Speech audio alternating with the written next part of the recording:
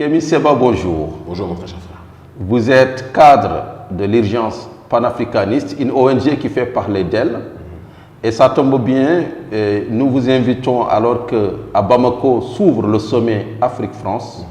Kémy Séba, faut-il réinventer les relations France-Afrique ou Afrique-France, comme vous voulez? Mon très cher frère, déjà je remercie le site Financial Afrique qui est une référence dans le domaine de l'économie au sens politique du terme mais aussi au sens monétaire du terme panafricaine. Vous êtes un site engagé et c'est vraiment un plaisir pour moi d'être avec vous aujourd'hui. Pour répondre à votre question, je dirais qu'avant de songer à redéfinir les règles et les relations entre la France et l'Afrique, il est nécessaire de redéfinir les relations entre les Africains. On est dans une dynamique aujourd'hui, au XXIe siècle, les sociétés civiles africaines, plus que jamais, demandent, exigent de se retrouver, de se rassembler, de parler ensemble, de mener des combats dans la même voie, dans la même orientation. Et notre obsession aujourd'hui, c'est cette démarche, cette dynamique dans laquelle nous sommes d'unité africaine. C'est l'objectif que nous avons en priorité. France-Afrique, je vous le dis très clairement, sans vouloir être dans une dynamique d'essentialisme, parce qu'il y a beaucoup de Français, le prolétariat français souffre, peut-être pas au même niveau, il faut qu'on soit très clair, parce que ça reste des privilégiés par rapport au prolétariat africain, mais le prolétariat français souffre aussi d'une même oligarchie apatride, qui n'a pas de couleur de peau, qui n'a pas de religion, c'est au-dessus de tout ça, leur seule religion c'est l'argent, et c'est aussi quelque chose qu'on doit être capable d'énoncer, et de dénoncer avec sévérité et célérité. Mais vous savez, quand quelqu'un a l'habitude de voir sa mère, sa terre-mère, se faire brutaliser pendant des années et des années et des années par un prétendu amant qui dit l'aimer, mais qui passe son temps à la violer, à la tabasser, à l'agresser, il arrive un moment où quand vous demandez au fils de la mère ou de la terre-mère s'il pense qu'il faut redéfinir les relations entre le père ou l'amant Occident et sa terre-mère qui est Mama Africa, le fils vous dira qu'il arrive un moment où le divorce doit peut-être commencer à être évoqué. Quand on dit divorce, c'est peut-être s'éloigner pour mieux redéfinir les règles. Aujourd'hui, nous sommes dans une dynamique de prôner un dialogue avec les forces vives du prolétariat français qui elles-mêmes sont ostracisées par l'oligarchie française. Quand vous parlez des forces vives du prolétariat français, vous parlez exactement de quelle organisation? Je ne parle pas en termes d'organisation parce que justement la plupart de ces organisations de gauche ou de droite ou autres sont aujourd'hui insérées dans un jeu qui est complètement truqué ou vicié dans le débat démocratique français. Mais moi je parle des associations, des mouvements qu'on peut retrouver dans les quartiers populaires. Je parle des structures qui sont anti-mondialistes ou altermondialistes, des structures qui ont à la fois une compréhension de cette question de lutte des classes qui est plus que jamais nécessaire, sans rentrer dans un marxisme caricatural, mais qui ont compris qu'on est au-delà de la question des religions, au-delà de la question des origines, au-delà de la question des couleurs. Ce qui compte, c'est de comprendre qu'il y a un certain nombre de castes qui s'unissent, qu'elles soient africaines ou qu'elles soient françaises, pour des intérêts qui convergent, en tout cas dans la logique et dans l'orientation de la domination. Nous sommes les dernières roues du carrosse, mais pourtant nous sommes les plus nombreux. Le jour où la masse et le prolétariat africain parlent avec ces structures-là, qui sont parfois informelles, et c'est aussi ça, je ne vais pas parler des mouvements comme Nuit debout, que objectivement je ne prends à titre personnel pas trop au sérieux, mais au-delà de ça, dans ces quartiers populaires, il y a des gens de toute ethnie qui aujourd'hui en France, ou même dans les campagnes, d'accord, qui sont enracinés dans une dynamique de tradition, quelles que soient leurs origines, leurs traditions respectives, et qui pensent aujourd'hui que la France doit avoir un discours qui est en harmonie avec la réalité d'un peuple qui est ostracisé, ce qu'on va appeler la deuxième France. Et de l'autre côté, nous autres Africains, on est dans une dynamique de recréer ce dialogue. Ce qui se passe aujourd'hui au XXIe siècle est du domaine de la rareté, c'est du domaine de la nouveauté en ce nouveau millénaire. Pour la première fois depuis des années et des années, les sociétés civiles africaines décident de conjuguer leurs efforts pour ne parler que d'une seule voix. Et en ce sens-là, lorsqu'il y aura un rapprochement de ces deux dynamiques, d'accord, sans qu'il y ait fusion ou confusion, chacun doit garder ses particularismes, mais lorsqu'il y aura un rapprochement de ces deux forces-là, je pense qu'on arrivera à un rapport France-Afrique qui sera profondément différent. Mais je n'ai confiance, si vous me demandez très clairement, je n'ai confiance à aucune structure politique à l'heure actuelle en France, aucune ne va dans nos intérêts. J'ai entendu des gens nous dire que parce que Mélenchon, parce que Marine Le Pen disent qu'ils sont contre le franc CFA, il faudrait leur faire confiance. Moi, je n'ai pas confiance en ces gens qui, d'une façon ou d'une autre, ont tous trompé dans la France-Afrique, en cherchant des financements parfois chez certains dirigeants, que par la suite ils décident, pour séduire l'électorat africain, de critiquer à l'approche des élections. Non, je pense qu'on doit se tourner vers le peuple, pour le peuple, parce que c'est la seule orientation possible. D'accord. Justement, on a vu une mobilisation très forte que vous avez initiée contre le franc CFA. Alors, est-ce que le franc CFA, c'est une monnaie à jeter? Et est-ce qu'il n'y a pas quelque chose de bon dans le franc CFA? Parce que quand même, on pourrait dire que grâce au franc CFA, on n'a pas une balkanisation monétaire au sein d'un espace de 8 pays pour l'UEMOA, de 6 pays pour la CEMAC, et que grâce au franc CFA, on a créé quelque chose, un espace d'échange où on n'a pas besoin de se trimballer par l'office d'échange avec de l'argent à changer un peu partout. Mon cher frère, vous savez, à l'époque de l'esclavage, il y avait certains esclaves, je ne dis pas que c'est votre cas, qu'on soit très clair. Ici, il n'y a que des nègres marrons, je le pense profondément. Effectivement. Mais à l'époque de l'esclavage, certains esclaves disaient à ceux qui voulaient fuir la plantation que tu vas sortir, tu n'auras rien à manger le matin, le midi et le soir. Oui. Tu vas être dans les bois, tu vas chercher, tu n'auras même pas de lit pour te coucher. Tu n'auras pas de lampe pour éclairer ton chemin. Tu n'auras pas d'eau potable, tu n'auras pas ceci, tu n'auras pas cela. Et puis, le nègre marron disait que je préfère la liberté. Le nègre marron, c'est celui qui voulait être libre. Fuir la plantation, exactement. Qui disait je préfère la liberté, l'autodétermination dans l'incertitude, que la sérénité dans la servitude. Ou pour parler comme Sékou Touré, la liberté dans la pauvreté dans la liberté plutôt que... Voilà, exactement. Respect aux aînés. J'aime toujours plutôt prendre mes propres propos, mais en effet, c'est exactement, ça revient à cette dynamique-là. Voilà. D'accord, mais est-ce qu'aujourd'hui, le franc CFA, ça correspond forcément à l'esclavage? C'est issu, qu'on soit très clair, d'accord, d'un système monétaire qui n'a pas été bâti pour notre émancipation. Cela fait partie d'un programme économique qui est structuré pour que nous soyons toujours dans une dynamique d'asservissement monétaire. Dans chacune des régions, que ce soit en Afrique de l'Ouest, en Afrique centrale, etc., etc., il y a toujours un représentant de la Banque de France qui est présent dans les décisions, qui a un droit de veto pour les décisions. On n'est donc pas dans une démarche de souveraineté. Aucun geste des chefs d'État africains ne peut être fait en réalité, puisqu'on sait que l'économie est le nerf de la guerre, sans qu'il y ait l'aval de la France. On est donc dans l'un des centres de gravité, d'accord, ou un des aspects du noyau de cette France-Afrique-là que nous dénonçons depuis un certain nombre d'années. Et déclencher ce processus d'éloignement vis-à-vis du franc CFA nous permettra d'ouvrir la boîte de Pandore sur toutes ces questions justement liées au néocolonialisme, à la France-Afrique. Donc non, c'est quelque chose, je pense, qu'il faut prendre extrêmement au sérieux. On ne va même pas revenir sur les 50% qui sont remis, etc.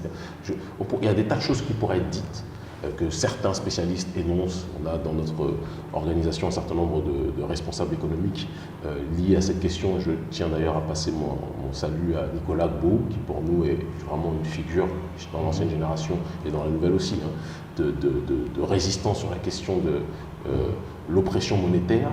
Et lui-même le dit et le précise, je pense, avec une lucidité, avec une acuité, avec une intelligence. On ne peut pas aujourd'hui parler d'une Afrique du nouveau millénaire et posséder une monnaie qui est celle de l'ancien système colonial et qui perdure plus que jamais aujourd'hui. Alors Kébi Seba, vous dites que c'est une monnaie qui est issue du colonialisme, mais nos États aussi sont issus du colonialisme. Totalement. Le Bénin, le Sénégal, c'est des États avec des frontières tracées ici du colonialisme. En 1884 et 1885. Effectivement, Berlin, lors du congrès de Berlin.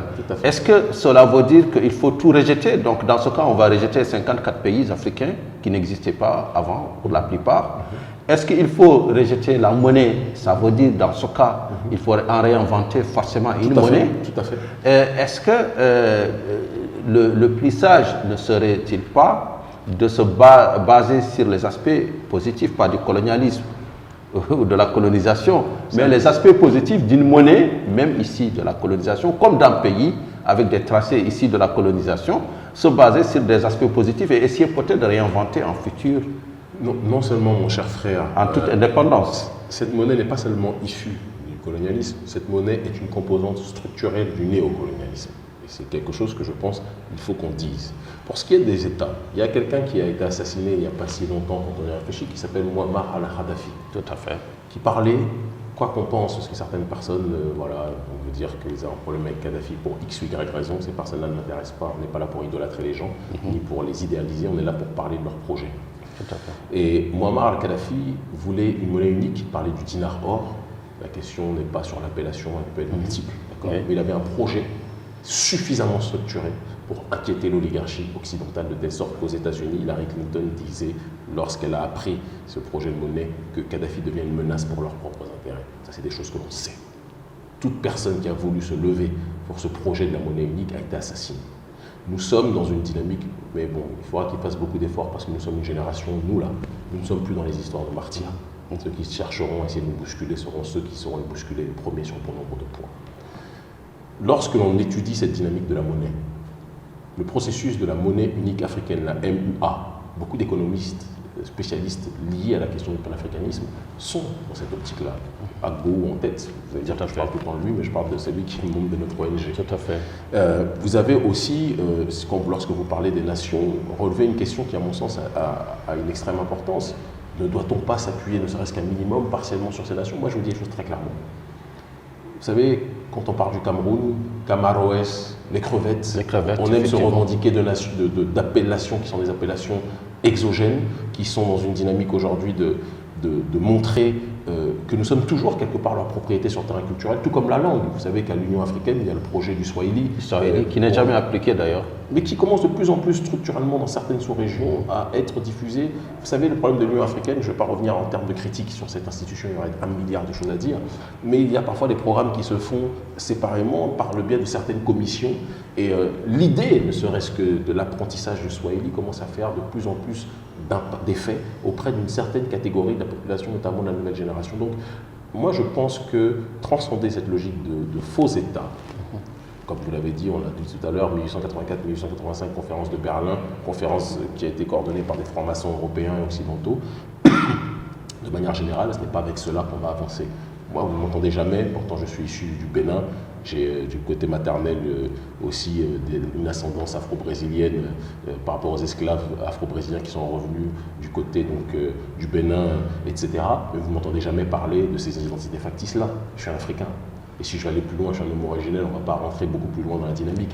Mais on s'appuie un minimum sur une identité qui nous est commune. C'est-à-dire que la colonisation a déformé notre identité, mais la décolonisation réelle que l'on se doit de faire au XXIe siècle, parce que la décolonisation originelle n'a pas encore été faite, quoi qu'on puisse en dire, doit justement aller au-delà de ces identités, de ces frontières factices, et redéfinir quelque chose par notre propre volonté, notre propre destinée.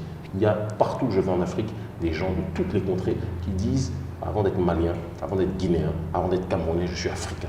La nouvelle génération est pleine. Je suis africain, mais 60 ans après, on a quand même les pays, rien n'a bougé.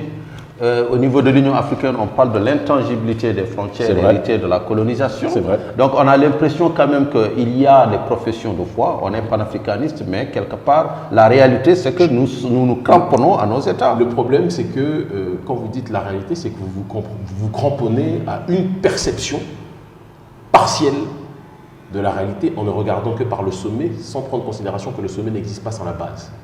La base, le problème, c'est que pendant trop longtemps, on s'est dit on va accepter de subir ce que le sommet décide. Aujourd'hui, la nouvelle génération, comme vous le remarquez dans bon nombre de pays, n'est plus dans cette dynamique-là. Partout dans la société civile, la base, aujourd'hui, dans une dynamique de s'opposer sur bon nombre de points. Dès qu'elle n'est pas en adéquation ou en accord avec ce que le sommet a décidé, elle est dans une optique de s'opposer sur bon nombre de sujets à des prérogatives qui lui sont imposées.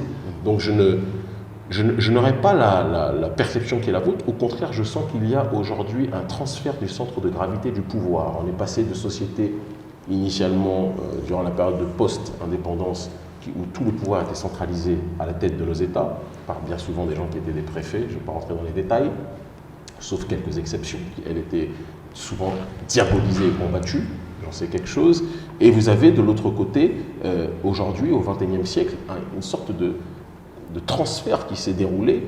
C'est la société civile qui, à l'heure actuelle, est en train de redéfinir la conception du pouvoir politique sur le continent africain, et pas seulement d'ailleurs. Je vais vous donner, excusez-moi, l'exemple Zbigniew Brzezinski, on peut en parler, c'est l'un des conseillers américains qui avait justement une compréhension d'un certain nombre d'enjeux aussi, qu'on l'aime ou qu'on l'aime pas. Et en ce qui nous concerne, nous, c'est vraiment pas notre tasse de thé, mais qui comprenait qu'il y aurait un changement de pouvoir au début du XXIe siècle, que les sociétés civiles allaient devenir des sphères où le pouvoir politique allait prendre... Des contre-pouvoirs. Voilà, des contre-pouvoirs, le pouvoir politique allait prendre une véritable importance. Et aujourd'hui, il n'y a aucune chancellerie africaine qui n'observe plus ce qui se passe dans la société civile.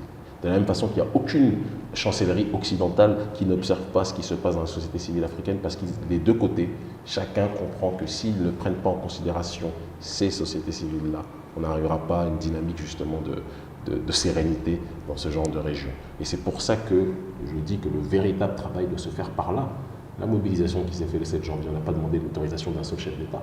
Justement, quel a été le bilan de cette mobilisation contre le franc CFA? Le bilan est extrêmement positif.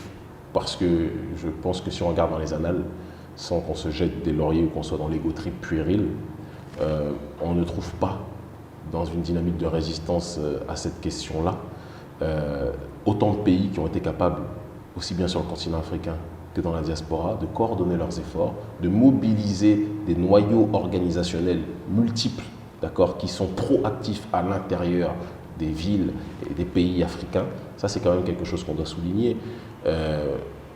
Multiplier les mobilisations, les coordonner, faire en sorte que différents courants, parce que tout le monde n'est pas d'accord idéologiquement, il y a des gens qui peuvent être des altermondialistes très proches des bobos blancs, comme je les appelle, de manière caricaturale, sans citer de nom, d'autres qui sont des nationalistes africains ou des patriotes africains radicaux qui sont en rupture avec... mais ils ont réussi on a réussi à converger, on a réussi à se parler. Et ça, c'est fort. Effectivement. Mais Kémy Séba, du point de vue économique, quand on voit l'inflation au Nigeria, quand on voit la dépréciation de la monnaie du Ghana, on a quand même l'impression que le franc CFA, quoi qu'on en dise, est un îlot de stabilité par rapport aux monnaies. Ça, c'est du point de vue vraiment, une vision purement économique de la chose. Peut-être ce n'est pas une plantation, comme vous l'avez dit. C'est la question qu'il faut se poser, je pense. Effectivement. Mais on a l'impression quand même que le problème, est-ce que c'est le franc CFA ou bien nos élites ou bien nous, nos États? Est-ce que notre échec vient du franc CFA ou bien de nos orientations économiques? Personne n'a parlé, et ça serait simplifier le débat, c'est une très bonne question de vous poser, mais personne n'a parlé du fait que le franc CFA soit le seul élément responsable de la situation au XXIe siècle côté l'Afrique. Je connais l'Afrique francophone en priorité. Ne soyons pas sur ce terrain-là dans une naïveté politique, on est d'accord. C'est évident qu'il y a une multiplicité de responsabilités. La société civile, elle aussi, a sa responsabilité. C'est pour ça qu'elle est peut-être souvent financée par l'extérieur. C'est un problème, mais c'est quelque chose dont on doit parler, que j'ai dénoncé beaucoup et qui m'a valu des tas de problèmes, et une diabolisation et des accusations comme quoi, à mon tour, j'aurais été financé par des nations révolutionnaires, Venezuela ou Iran, l'Iran, etc. oui, Voilà. on parle surtout de l'Iran. Enfin, ça dépend. Ici, au Sénégal, on parle de l'Iran. Comme bailleur de fonds de Kémy Séba. Voilà. Ici, ici, ceux qui parlent de l'Iran sont ceux qui sont financés par les Américains pour essayer de me diaboliser. Et quand je vais en Europe, on m'accuse d'être financé par le Venezuela ou par les Cubains, etc. Peut-être que la Russie viendra bientôt dans le... Bien sûr, tout cela, c'est faux. Mais si c'était vrai, vous qui êtes déjà venu manger à la maison, vous auriez vu des meubles beaucoup plus ruisselants que les meubles qu'il y a aujourd'hui.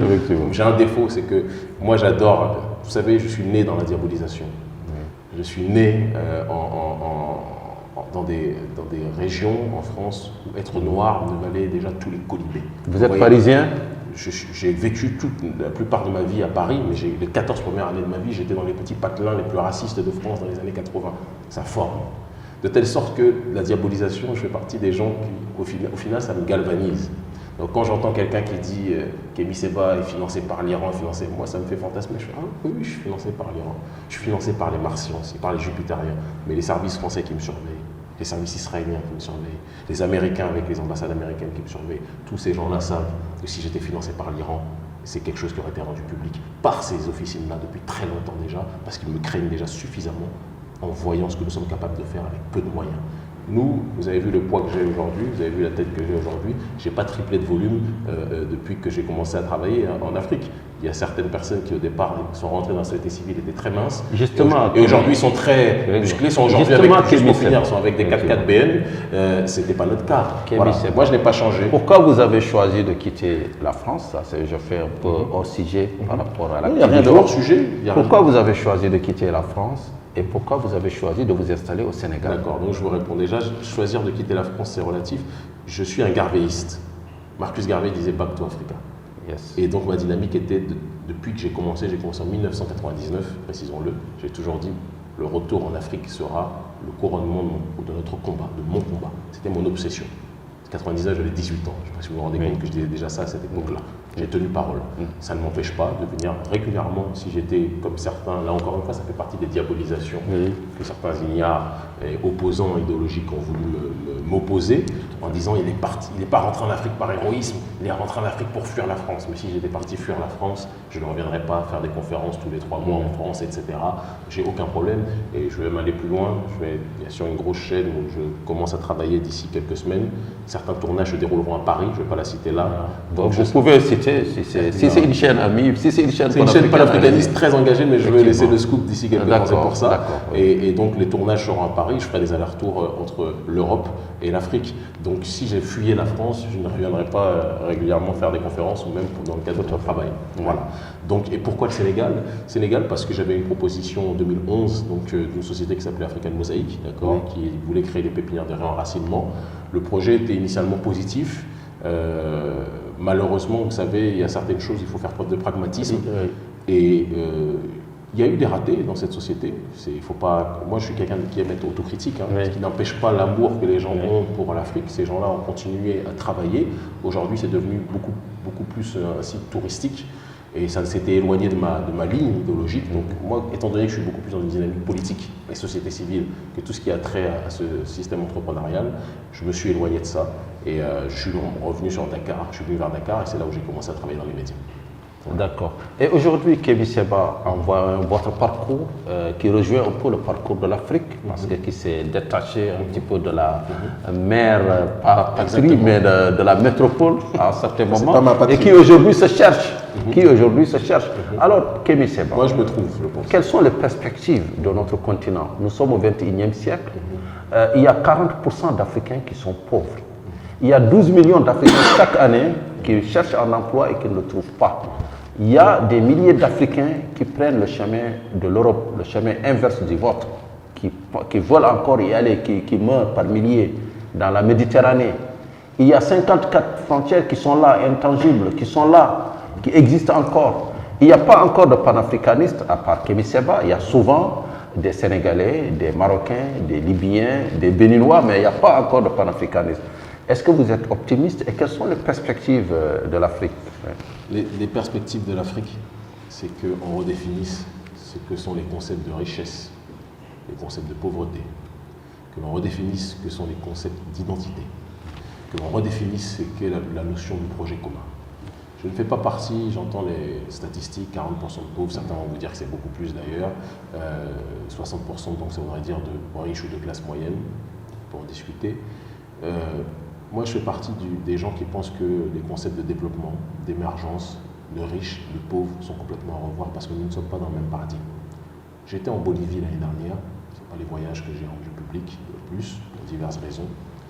Parce que quand on essaie de mener un travail de résistance aussi, on essaie de faire un travail de maillage en termes de connexion. Moi, j'ai vu des gens qui n'étaient pas extrêmement riches, mais j'ai vu des gens riches au sens occidental, et qui avaient une compréhension de la terre, une compréhension de leur environnement, qui faisait que ces gens-là étaient les propriétaires de leur propre terre et ne laissaient pas quiconque venir faire du land grabbing, par exemple, dans leur paysage. Nous sommes le continent le plus riche en termes de matières premières et de ressources naturelles dans ce monde, le plus riche de la planète. Mais nous sommes ceux qui, économiquement parlant, dans une sphère économique qui n'est pas décidée par nous, sont considérés comme les plus pauvres. Où il y a, vous me dites, du chômage.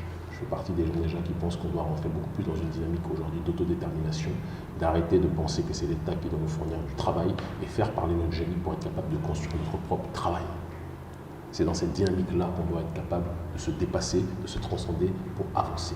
Je vois des gens en Afrique ici, je vois souvent des petits de 15 ans, de 16 ans qui te construisent des choses que certains qui font l'université, qui font Bac plus 10 en Europe, ne sont pas capables de faire. Le génie créateur dans cette jeunesse africaine est quelque chose qui doit être usité et encouragé par aussi une diaspora qui elle-même, plutôt que d'envoyer des Western Union à certains cousins inactifs qui ne font strictement rien, devrait encourager les jeunes qui ont des projets et qui sont dans cette optique plus que jamais de pouvoir s'en sortir. Ça, c'est des choses qui sont du domaine de l'organisation et de la convergence de ces deux thématiques que sont la société civile en Afrique et la société civile afro-diasporique. Aujourd'hui, vous parlez d'identité, vous dites qu'il y a beaucoup de Maliens. Là, encore une fois, je nuance votre propos. Parce que je vous le dis et je le répète, le sentiment aujourd'hui du panafricanisme en tant que tel, ou d'africanité en tant que tel, est quelque chose qui gagne du terrain à un degré inimaginable. Et c'est pour ça que certaines questions sont posées aujourd'hui, alors qu'elles ne l'ont pas été depuis la mort de Sankara, pendant plus de 20 ans. Ou en tout cas, elles l'ont été de manière confinée par des intellectuels, par des économistes, etc. Là, aujourd'hui, ce sont des jeunes, parfois des chômeurs, parfois des étudiants, parfois des journalistes, parfois des médecins, de toutes les classes sociales, des hommes et des femmes, qui prennent conscience de cela. Quand on parle de perspectives d'avenir, je pense qu'il faut que la société civile africaine aussi soit capable de s'inspirer des sociétés qui ont pu marcher, qui ont pu aujourd'hui, malgré toute adversité, sortir de ce processus colonial et où la jeunesse a pu trouver aussi un certain nombre de repères. Il y a un certain nombre de nations qui étaient dans les années 60 aussi pauvres que nous, du moins en tout cas en état catastrophique, et qui se sont retrouvés, eux, au XXIe siècle, plus que jamais dans une situation où ce sont des nations qui aujourd'hui s'élèvent sur le terrain économique et sont capables de tirer profit réel de leurs matières premières. Nos problèmes est que nous avons à la tête de nos États des gens qui sont à l'heure actuelle des gendarmes d'un autre système, et la société civile continue à valider ce système-là au lieu de créer le sien. Ça, c'est nos systèmes politiques. Nos systèmes politiques sont complètement viciés. Vous nous parlez au Sénégal, on parle au Sénégal de partis socialistes, de partis démocrates, etc. Quand je les entends parler, aucun d'entre eux ne parle du Sénégal comme une démocratie, comme une exception démocratique africaine, au même titre que le Bénin, au même titre que le Ghana, qui vient de connaître une alternance. Exactement. Alors, vous savez, vous voyez l'état pathétique dans lequel on est, on en vient à être satisfait parce que des gens peuvent alterner au pouvoir. C'est-à-dire que nos revendications sont basses quand même. Moi, mon problème à titre personnel n'est pas qu'il y ait alternance ou qu'il n'y ait pas alternance, je le dis comme je le pense. Si Sankara avait vécu 40 ans ou 50 ans, j'aurais voté Sankara à chaque fois, parce que mon problème, c'est la bonne gestion. Mais vous avez Kagame aujourd'hui.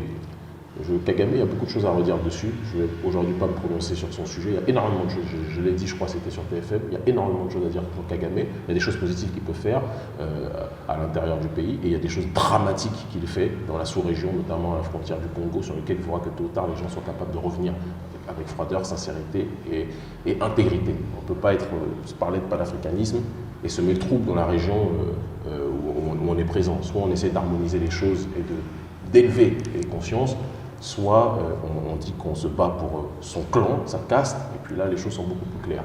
Donc Kagame, j'ai beaucoup de mal dessus. Sinon à ce rythme-là, on va dire aussi dans un autre ordre d'idée, Ouattara qui redéfinit le PIB de son pays, et pourtant on sait très bien de quelle façon il le développe, et c'est certainement pas ce genre d'émergence-là que je veux voir pour l'Afrique, moi à titre personnel. Maintenant, je le dis et je le répète, quand on parle de futur, d'avenir immédiat, le jeune africain, parce que moi c'est mon public en priorité, c'est ceux sur lesquels je compte, doit, plutôt que d'attendre que l'aide vienne de la direction de mes États, doit commencer à être capable, comme le font nos mamans, de trouver toutes les solutions possibles pour créer lui-même une force d'emploi. Il y a quelqu'un que j'apprécie beaucoup qui s'appelle Badou Kane, qui pourtant est au Sénégal, je pense qu'il mérite d'être beaucoup plus connu par rapport au travail qu'il fait. J'ai toujours scandalisé quand je vois les obstacles qu'il rencontre auprès de ses compatriotes. Badou Kane est quelqu'un qui parle souvent de cette nécessité pour le jeune de créer son propre emploi. On doit être dans cette dynamique-là d'auto-détermination et d'anti-victimisation. Moi, cette histoire de dire que oui, on est pauvre, oui, on n'a rien, oui, ceci, cela, je pense que c'est parce qu'il y a un problème de perspective qui est donné. Aujourd'hui, on nous fait croire qu'il n'y a rien, alors qu'il y a tout ici pour celui qui est capable de vouloir se bouger. Vous comprenez ce que je veux dire? Et que je parle en étant quelqu'un qui, bien que voilà, je vis normalement, je pense comme un Sénégalais, je suis pourtant un expatrié, mais je fais plus... Un expatrié, vous avez dit. Je suis un expatrié dans quel sens? Je le dis sur le terrain économique, pas sur le terrain identitaire. Sur le terrain économique, c'est que je pars d'un pays où le salaire moyen ou l'argent minimum, et tu vas avoir 1200 euros pour vivre normalement, ce qui est l'équivalent de 600 000 francs CFA ici. 600 000 francs CFA ici, c'est les cadres qui ont ça. Voilà. Moi, je suis dans la classe moyenne. Vous comprenez ce que je veux dire? Et donc, c'est un sacrifice qu'on fait tous, mais pour être capable de comprendre aussi que la véritable liberté, c'est être en harmonie avec la réalité de son environnement, en tirer les meilleures richesses, les plus grandes forces et les réorienter pour un développement beaucoup plus global. Pas développement dans le sens de ce que eux disent, mais dans le sens de ce qui nous épanouit, nous autres, en tant qu'Africains. Donc notre dynamique se situe là. Le jeune doit aujourd'hui comprendre qu'il a tous les éléments à sa disposition, c'est ce que je dis partout quand je vais à l'université, pour bousculer le plus possible et faire avancer le plus possible ses projets. Il a cette capacité-là, mais il doit cesser de penser que le paradis est ailleurs que sous ses pieds. C'est la dynamique dans laquelle nous on se situe. Et ne serait-ce que dans ce que je fais, moi, toutes mes démarches sont articulées autour du panafricanisme. Je suis rentré dans les médias par le biais du panafricanisme. Je suis rentré l'écriture, je suis devenu auteur à cause du panafricanisme. Je suis devenu conférencier et donc enseignant pour certaines écoles dans le cadre du panafricanisme aussi. Pourtant, ce n'était pas des choses auxquelles j'étais prédisposé à la base, mais parce que j'ai compris que la force de motricité, quand on parle de la valeur travail, c'est être capable de tirer de ce que Dieu nous a offert comme don, d'accord ? Tirer le meilleur pour transformer ça aussi en une énergie qui peut participer au développement collectif. Voilà. Mais Kémy Séba, beaucoup de médias, beaucoup de personnes qui sont suivies disent quand même que vous êtes financé par l'Iran, par le Venezuela. Vous n'allez pas dire que tout cela n'est pas vrai. Alors, beaucoup de médias, très souvent occidentaux, et des médias africains qui suivent les médias occidentaux, c'est vrai, répètent ce genre de choses-là. Des personnes suivies, je ne connais pas beaucoup qui rentrent dans cette dynamique stupide de répéter les propos des médias mensonges français et des ONG africaines cooptées par l'Occident. Mais c'est une question très importante que vous me posez, qui me fait souvent sourire intérieurement. Dans les années 80, on accusait Thomas Sankara d'être payé par Cuba et l'URSS parce que Thomas Sankara ne demandait pas l'autorisation à l'Occident pour créer des alliances politiques avec des nations qui étaient, selon lui, anti-impérialistes. Je suis dans une dynamique aujourd'hui de créer un nouveau courant sur le terrain politique. Je ne suis pas dans une dynamique de vouloir accéder à la tête d'un État, je fais de la politique au niveau de la société civile. Et faire de la politique au niveau de la société civile et faire face à des forces en présence qui, elles, justement, s'allient ou cooptent ou achètent des membres de la société civile en face et qui, par la suite, véhiculent leurs propres intérêts, fait que je dois être aussi dans une dynamique de m'informer sur la logique géopolitique globale, voir comment le monde fonctionne. Moi, je suis quelqu'un qui fait partie de la mouvance des non-alignés. Dans la mouvance des non-alignés, il y a des nations qui résistent à, aujourd'hui, l'axe de l'OTAN. Avant, être non-aligné, c'était être non-aligné sur le bloc de l'Ouest et le bloc de l'Est. Aujourd'hui, les choses ont changé, on parle beaucoup plus de la dynamique de l'OTAN, non-aligné sur la volonté, sur la velléité de l'OTAN. Et dans cette optique-là, ceux qui sont les têtes d'affiche de la mouvance des non-alignés, il y avait Chavez du Venezuela, la raison pour laquelle je m'en suis rapproché. Il y avait l'Iran d'Ahmadinejad à l'époque où il y allait. J'ai été reçu 4 fois par Ahmadinejad parce qu'il estime que le travail anti-impérialiste que je mène dérange l'oligarchie. Et il y a ce rapport de confiance d'aîné à un jeune frère qui fait un travail en Afrique honorable. Et donc, moi, c'est ma fierté d'être proche de ces gens-là. Mais juste, je termine. Si j'étais, parce qu'il faut aussi qu'on soit rationnel. Moi, souvent, quand j'entends des idiots qui sortent ce genre de trucs-là, vous êtes déjà venu chez moi, vous n'avez pas vu de meubles ruisselants, vous avez vu des meubles beaucoup plus proches de Thomas Sankara que proches des présidents africains. Si j'étais financé par l'Iran ou par le Venezuela, les services français qui me suivent, les services israéliens qui me suivent, les services américains, comme vous le savez, qui me suivent ici par l'intermédiaire de leurs ambassades, sans rentrer dans trop de détails, vous pensez qu'ils n'auraient pas déjà sorti cette dynamique-là ? Bien sûr que s'ils l'auraient fait. Mais comme ils ne sont pas habitués à avoir des Africains indépendants qui luttent par eux-mêmes pour leur propre destinée, ils sont rentrés dans une dynamique de dire Kémy Séba est financé par l'Iran, financé par le Venezuela. Demain, vous allez entendre que Kémy Séba est financé par la Russie. Mais la réalité est la suivante. Moi, je fais partie de ces genres d'Africains qui se moquent complètement de la diabolisation.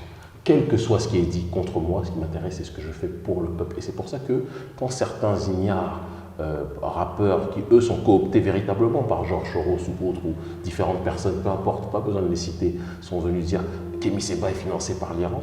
J'ai dit, ah, je suis financé par l'Iran, vas-y, dis ce que tu as envie de dire. Si tu veux, je suis financé Alors, par vous n'êtes l'Iran. financé ni par l'Iran, ni par Oxfam, ni par l'Occident, ni par l'Orient. Tout le monde sait que je ne le suis pas. Et je vous le dis, je veux dire que je pense être l'un des Africains au XXIe siècle les plus surveillés par les services occidentaux. Croyez-moi bien que si j'étais financé par l'Iran, ça se saurait. Vous êtes surveillé par les services occidentaux. Certains disent même que vous êtes fiché. Est-ce en France? Est-ce que c'est vrai ou c'est une légende? Non, ce n'est pas une légende. Malheureusement, ceux qui m'accompagnent tout le temps à l'aéroport et qui me voient être gardé à 30 minutes, voire 40 minutes à chaque aéroport que je traverse dans le monde, notamment en Occident surtout, savent pertinemment que c'est quelque chose qui est avéré. Et je ne vais pas donner trop d'indicatifs sur comment cette chose-là a été su, parce que sinon je mettrais en danger les gens qui l'ont dit. Mais en effet, oui, je suis fiché S depuis probablement 1 an et demi. Avant ça, il faut savoir que depuis 2006, j'étais fiché à la section antiterroriste alors que je n'ai jamais posé de bombe, tout simplement parce que je m'étais attaqué à des milices protégées par l'État français. Je ne vais pas rentrer dans les détails. Et ça fait partie du combat. Ça fait partie du combat. On vous diabolise. Avant de vous recevoir, nous ne vous cacherons pas. Beaucoup de nos amis et partenaires nous ont dit, mais écoutez, vous recevez le diable. C'est quand même un antisémite, anti-blanc, anti-France. Kémy Séba, est-ce que vous êtes antisémite? Vous savez, sémite par essence, déjà, ce n'est pas forcément ce qu'on nous montre dans les médias. D'accord. Je pense qu'il faut faire preuve de prudence. Les Arabes sont des sémites. Il y a des sémites qui sont noirs aussi. Dire des kémites. Je ne rentre même pas dans cette dynamique-là, parce que sinon oui. on va aller beaucoup plus loin. Tout à fait. Je me méfie de ces appellations qui, à mon sens, aujourd'hui ne veulent rien dire. Moi, je suis contre l'oppression et je suis contre ceux qui prônent l'inégalité. Quand quelqu'un vient et vous dit qu'il est élu et que les autres ne le sont pas, il est dans une dynamique d'agir de manière... Parce que si vous dites que vous êtes élu mais que personne n'a voté pour vous, vous rentrez dans une dynamique d'inégalité. Quand vous êtes dans une dynamique de penser que vous êtes les meilleurs du monde et que les autres ne le sont pas, vous agissez dans une dynamique d'égalité, d'inégalité. Et moi, ma démarche se situe sur ce terrain-là. Je n'ai pas le temps d'être anti-juif. Les juifs sont pas assez importants pour que je passe mon temps à être contre eux. Je n'ai pas le temps d'être anti-blanc. Il y a énormément de blancs et de juifs aussi parfois qui viennent à mes conférences. Quand j'en fais en Europe, conférences payantes pourtant, ils viennent, d'accord. Et j'ai... Mon défaut, qui pour certains est une qualité, c'est que je ne passe pas mon temps à me justifier par rapport à ces épithètes-là. Je ne vais jamais perdre mon temps à me dire « mais je ne suis pas antisémite, mais je m'en fous des colibés et autres qui sont donnés. » Parce que vous savez, les gens qui vous disent « vous recevez le diable quand vous recevez Kémy Séba » sont ceux qui, en off, vous disent aussi que ce diable-là, c'est celui qui réunit le plus de jeunes au sein de la société civile au XXIe siècle. C'est donc une question qu'on devrait se poser. Si j'étais si diabolique que cela, si j'étais si raciste que cela, comme ils le disent, je ne serais pas capable de toucher des gens de toute couleur et de toute ethnie au XXIe siècle, parce que, contrairement à ce qu'on pense, ce n'est pas une question de couleur, c'est une question de classe sociale. Aujourd'hui, les populations qui sont prolétarisées dans ce monde, qui sont ostracisées dans ce concert des nations, veulent avoir leur voix au concert des nations et lutter contre l'inégalité des peuples, qui est le cancer des nations, qu'on appelle l'ultracapitalisme ou l'impérialisme. Et moi, je m'inscris dans cette dynamique-là. Donc après, pour revenir à la base de votre question, non, très clairement, je n'ai pas le temps d'être dans des justifications. Je souris beaucoup. Vous savez, dans les années 60, c'était les bistrots qui avaient pris place et qui étaient les ancêtres des forums d'aujourd'hui.